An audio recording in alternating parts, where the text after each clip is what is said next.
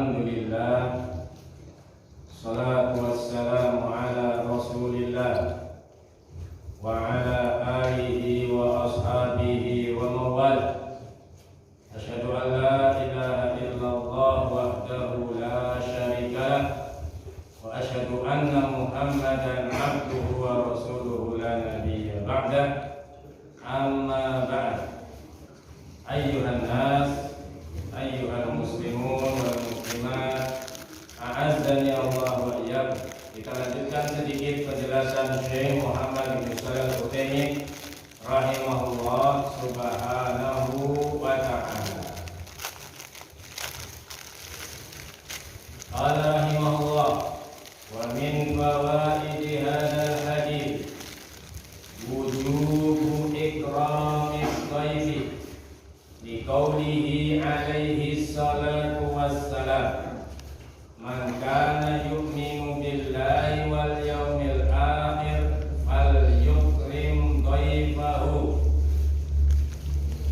Di antara faedah hadis ini adalah wajibnya untuk memuliakan tamu, di mana Rasulullah bersabda, barang siapa yang beriman kepada Allah, beriman kepada hari akhir, maka hendaknya dia memuliakan tamunya.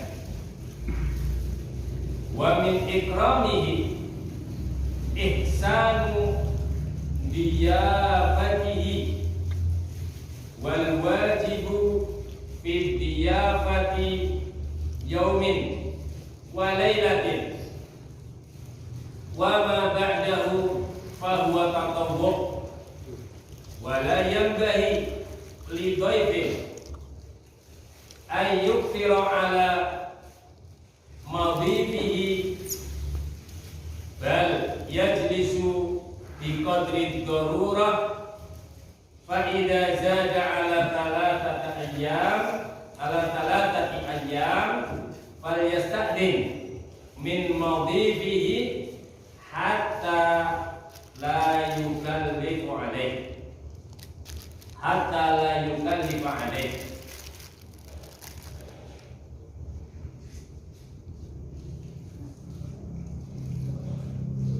Termasuk daripada memuliakan tamu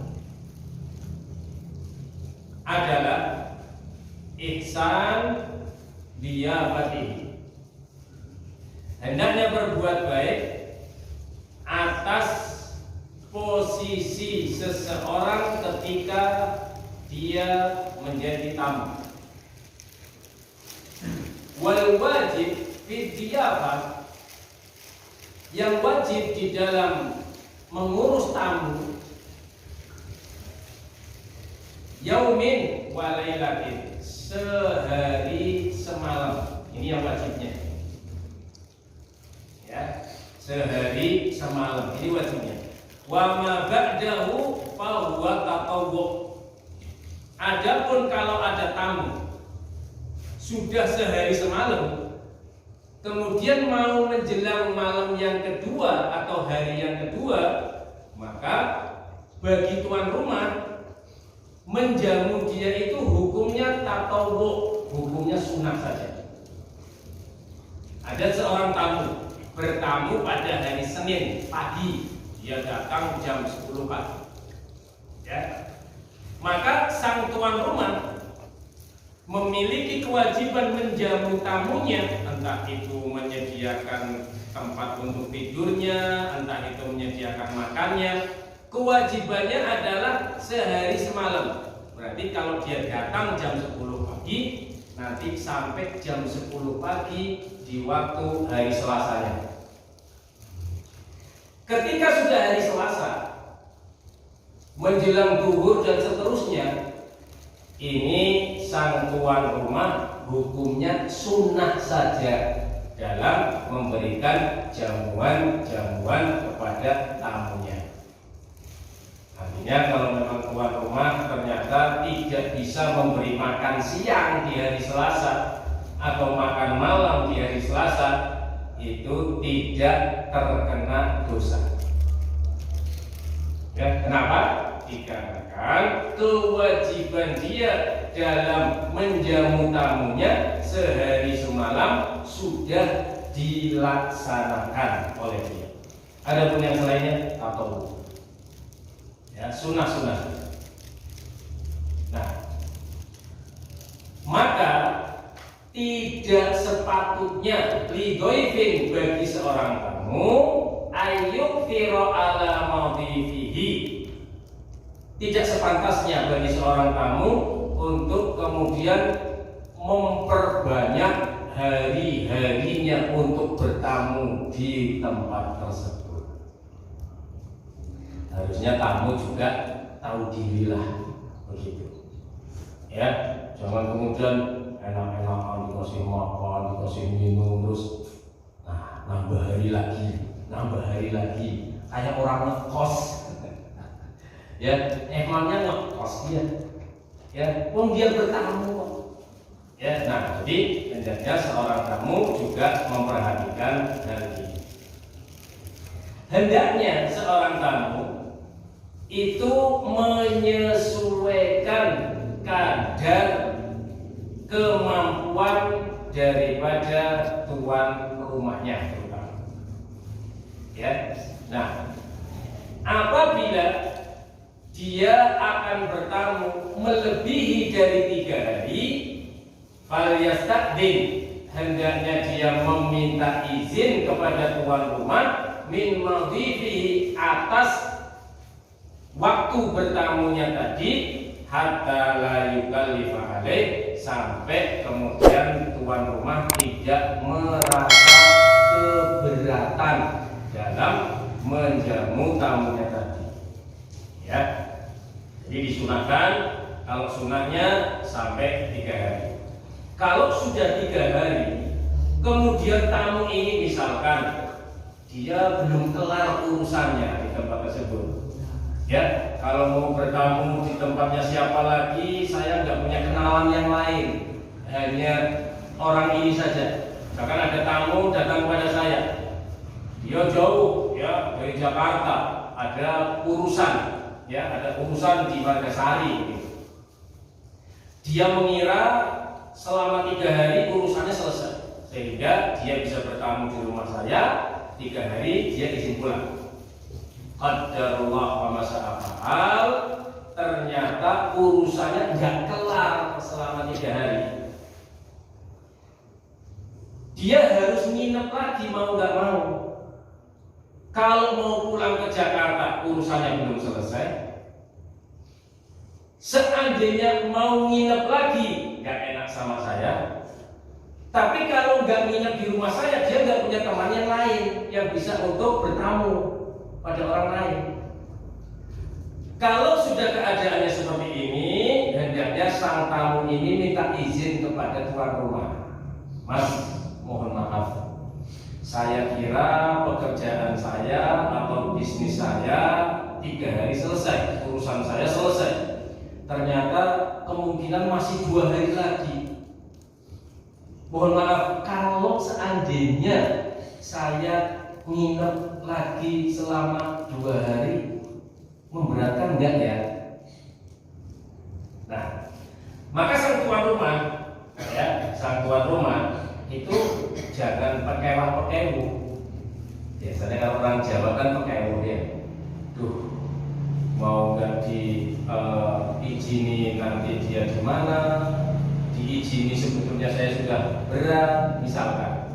Ya, maka bagi tuan rumah boleh menyampaikan apa adanya. Mohon maaf, saya sebetulnya merasa berat. Ya. Jadi ya kalau bisa monggolah cari tempat yang lain, mungkin ngekos sementara atau bagaimana lah, nanti saya carikan misalnya. Ya. Tapi kalau tamunya misalkan, aduh kayaknya saya nggak bisa, sudah begini saja Miss, saya cuma sekedar numpang tidur saja sudah. Ya, adapun urusan yang lain yang nanti saya tanggung sendiri. Ya, misalkan. Dan ternyata tuan rumah tidak merasa berat, ya silakan. Tapi kalau memang tuan rumah merasa berat, maka sang tamu harus tahu diri untuk kemudian dia berusaha tahu bagaimana caranya ya, entah dia nanti lobby ke tempat bisnisnya atau teman bisnisnya atau bagaimana. Yang jelas kalau tuan rumah sudah merasa keberatan, maka sang tamu tidak boleh kemudian memaksakan diri untuk tetap bertamu di rumah tersebut. Nah, wa min fawaidi hadzal hadits. Kemudian di antara faedah hadis ini di antaranya adalah riayatul Islam lil jiwar wal diyafah. Perhatian agama Islam terhadap tetangga dan para tamu. Islam betul-betul memperhatikan permasalahan tetangga dan tamu, karena memang gesekan itu akan bisa gampang terjadi itu ketika kita bertetangga atau dengan tamu, ya, itu gesekannya betul-betul sangat rawan. Nah, apalagi tetangga yang kesehariannya ketemu, kesehariannya kita interaksi dengan tetangga, ya, itu kalau kita tidak memperhatikan hak-haknya tetangga, bisa jadi kita bertempat di suatu tempat yang mana antara tetangga yang satu dengan tetangga yang lain itu sudah tidak memperdulikan hak-haknya tetangga. Bahkan tetangga kanannya sakit, masuk rumah sakit saja nggak tahu dia. Ya, padahal tetangga dekat masuk rumah sakit nggak tahu dia. Kenapa? Saking tidak perhatiannya dengan yang namanya tetangga. Ini Islam tidak mengajarkan demikian. Islam mengajarkan supaya kita betul-betul memperhatikan yang namanya hak-haknya tetangga. Demikian juga yang namanya tamu. Betul-betul harus diperhatikan. Urusan ini saja dalam permasalahan tamu itu bisa jadi permasalahan besar. Namun boro-boro air segerian saja tidak keluar. Ya, misal ini jangan dianggap sepele. Makanya Islam memperhatikan betul yang namanya urusan menghormati tamu. Ya, demikian juga tata cara atau adab-adab sebagai seorang tamu juga harus memperhatikan adab-adabnya. Fahada yadullu ala kamalil Islam. Ini menunjukkan betapa sempurnanya agama Islam. Wa annahu mutadamminun lil qiyami bihaqqillahi subhanahu wa ta'ala wa bihaqqina. Di mana Islam mengajarkan untuk umatnya hendaknya mengerjakan hak atau memperhatikan hak-haknya Allah dan memperhatikan hak-haknya sesama manusia. Nah, itulah yang disebut dengan hablum minallah wa hablum minannas. Jadi sebetulnya seseorang semakin banyak dia belajar ilmu agama, dia akan semakin baik kepada manusia. Jadi salah kalau ada orang kemudian mengecap orang kalau banyak ngaji nanti semakin jauh dari orang lain. Ini salah. Mestinya semakin banyak dia belajar ilmu agama Allah Subhanahu wa ta'ala, maka semakin baik dia hubungannya dengan manusia. Ya, hubungan dengan tetangganya, hubungan dengan tamunya, hubungan dengan teman-temannya, karena semuanya diatur di dalam agama Islam. Nah, kalau ada orang yang kemudian semakin banyak ngajinya, kok semakin jahat sama temannya, semakin jahat sama tetangganya, semakin jahat sama tamunya, bukan pengajiannya yang salah, ya, tapi dia oknum yang tidak memperhatikan apa yang dia pelajari. Padahal yang namanya ilmu akan dianggap bermanfaat tatkala ilmu itu diamalkan, bukan sekedar untuk dikaji, bukan sekedar untuk dibahas, bukan sekedar untuk disampaikan dan didengarkan, yang namanya ilmu dianggap bermanfaat bagi orang yang memiliki ilmu tersebut tatkala orang itu sudah mengamalkan ilmu yang dia dapatkan. Wa min fawaidi hadzal hadits annahu yasihhu nafyul iman lintifa'i kamalihi liqaulihi man kana yu'minu billahi wal yawmil akhir wa nafyul iman yang qasimu ila qismain. Termasuk faedah hadis ini bahwasanya annahu yasihhu nafyul iman. Nah, yang namanya meniadakan iman, ya, dari dari dalam hadis ini, itu adalah lintifa'i kamalihi, meniadakan kesempurnaan iman. Bukan berarti menghilangkan iman secara keseluruhan sehingga menjadi kafir, tidak. Tapi maksudnya adalah orang itu tidak memiliki keimanan yang bagus. Dia punya iman, tapi imannya tidak bagus, maksudnya begitu. Maka dari itu peniadaan iman terbagi menjadi dua. Yang pertama, nafyun mutlak, peniadaan secara mutlak, secara keseluruhan sehingga orang dianggap kafir. Wa huwa alladzi yakunu insan bihi kafiran kufran mukhrijan anil millah. Yang dimaksud iman itu tiada dengan artian mutlak secara keseluruhan itu tatkala ada orang yang betul-betul kafir, keluar dari agama Islam, berpindah ke agama yang lain. Berarti orang ini sudah tidak memiliki iman. Ini namanya nafyu mutlak. Yang kedua adalah mutlakun nafyi. Mutlakun nafyin. Kalau tadi nafyu mutlak, sekarang mutlakun nafyin. Ada dua istilah. Kalau mutlakun nafyin artinya adalah hadzal ladzi yakunu bihil insanu kafiran fi hadhil khaslah allati farrata fiha lakinnahu ma'ahu aslul iman. Maksudnya adalah seseorang yang dia mengerjakan sebagian perangai-perangainya orang-orang kafir.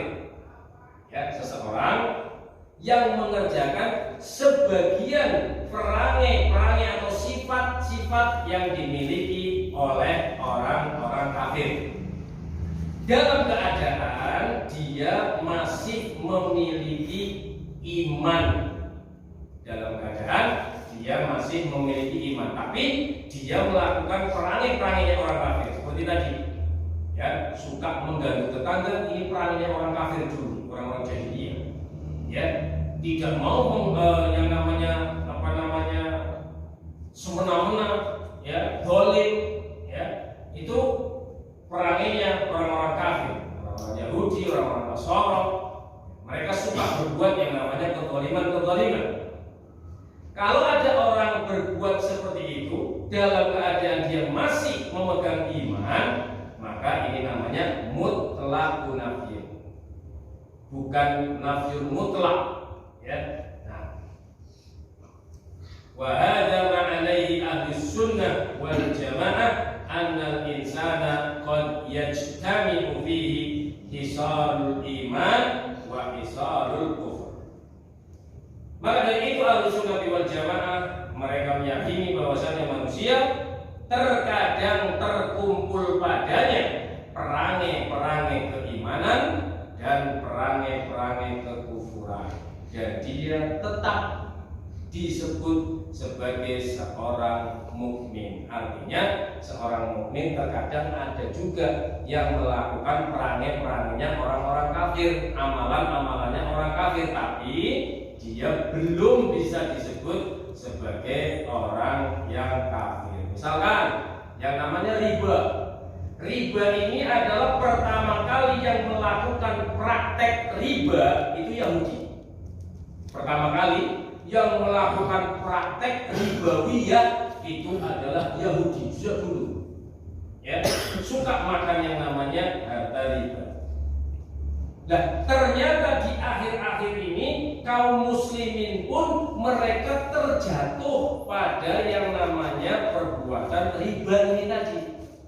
Berarti orang mukmin itu dia memiliki hisalul iman, tapi dia memiliki hisalul kufur. Dia memiliki sifat-sifat keimanan atau perbuatan-perbuatan yang menunjukkan keimanan, dan dia memiliki perbuatan-perbuatan yang sebetulnya perbuatan ini perbuatan orang kafir dan dosa.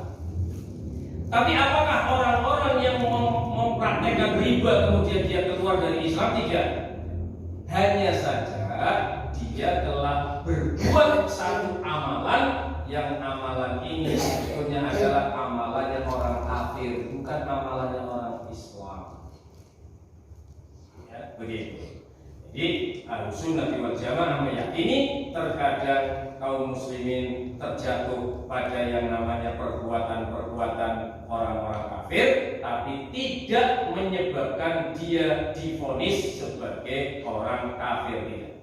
Sehingga salah kalau ada orang menganggap Ahlussunnah wal Jamaah itu suka mengkafir-kafirkan orang, Salafiyin itu suka mengkafir-kafirkan orang. Tidak. Justru mereka yang paling adil berdasarkan dengan ilmu. Ya, tidak gampang untuk kemudian mengkafirkan orang, tidak gampang untuk membid'ahkan atau menganggap seorang menjadi ahlul bid'ah, tidak gampang untuk menyatakan seorang itu menjadi ahlul ma'asi.